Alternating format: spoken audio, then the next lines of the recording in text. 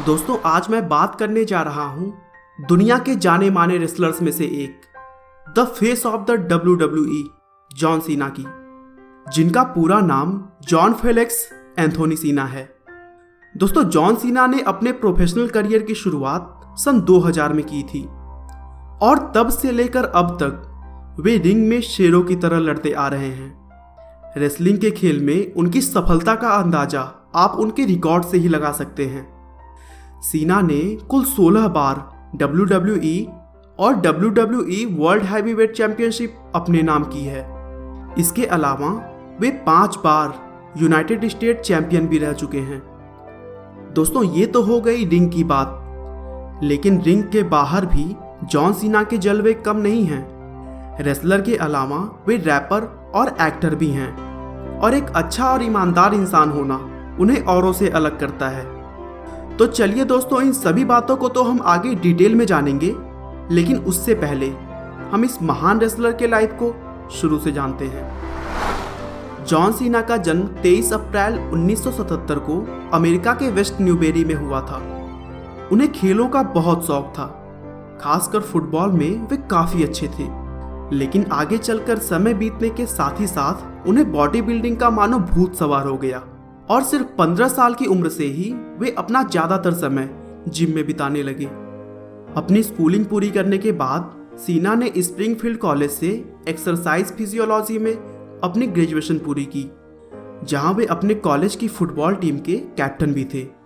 उस समय वह 54 नंबर की जर्सी पहनकर खेला करते थे, जिसे हम आज भी उनके बहुत सारे मर्चेंडाइज में देख सकते हैं।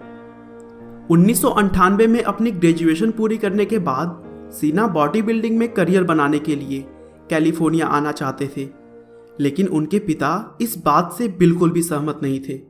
इसीलिए आगे चलकर उन्होंने अपना घर छोड़ दिया और केवल $500 अपने पॉकेट में लिए वे कैलिफोर्निया आ गए। कैलिफोर्निया आने के बाद कुछ ही दिनों में उनके सारे पैसे खत्म हो गए और तब अपनी लाइफ को चलाने के लिए वे एक जिम में टॉयलेट साफ करने, टॉवेल फोल्ड करने जैसा अलग अलग काम करने लगे। लेकिन बहुत ही जल्द जॉन सीना के लाइफ में टर्निंग पॉइंट भी आ गई। जिम में काम करते समय ही उनकी बॉडी को देखते हुए किसी रेसलर ने उन्हें अल्टीमेट प्रो रेसलिंग से ट्रेनिंग लेने की सलाह दी और तब जॉन सीना को भी उनकी सलाह काफ़ी पसंद आई, क्योंकि उनके पिता भी एक रेसलिंग अनाउंसर रह चुके थे और सीना बचपन से ही टीवी में हल्क होगन, अल्टीमेट वॉरियर्स जैसे नामी पहलवानों को रेसलिंग करते हुए देख रहे थे। आखिरकार जॉन सीना ने सन 2000 में अल्टीमेट प्रो रेसलिंग द्वारा चलाए गए अल्टीमेट यूनिवर्सिटी से प्रोफेशनल रेसलर बनने की ट्रेनिंग लेनी शुरू कर दी और फिर कुछ ही महीनों बाद अप्रैल 2000 में द प्रोटोटाइप नाम के साथ उन्होंने UPW यानी अल्टीमेट प्रो रेसलिंग का हैवीवेट चैंपियनशिप अपने नाम कर लिया। अगले ही साल ओहियो वैली रेसलिंग के साथ भी जॉन सीना ने कॉन्ट्रैक्ट साइन किया और फरवरी 2002 में OVW के भी हैवीवेट टाइटल पर अपना कब्जा जमा लिया और फिर उसी साल 27 जून को उन्होंने पहली बार WWE में डेब्यू किया। लेकिन उन्होंने पूरे विश्व में अपनी असली पहचान तब बनाई जब मार्च 2004 में उन्होंने बिग शो को हराकर यूनाइटेड स्टेट चैंपियनशिप अपने नाम कर लिया।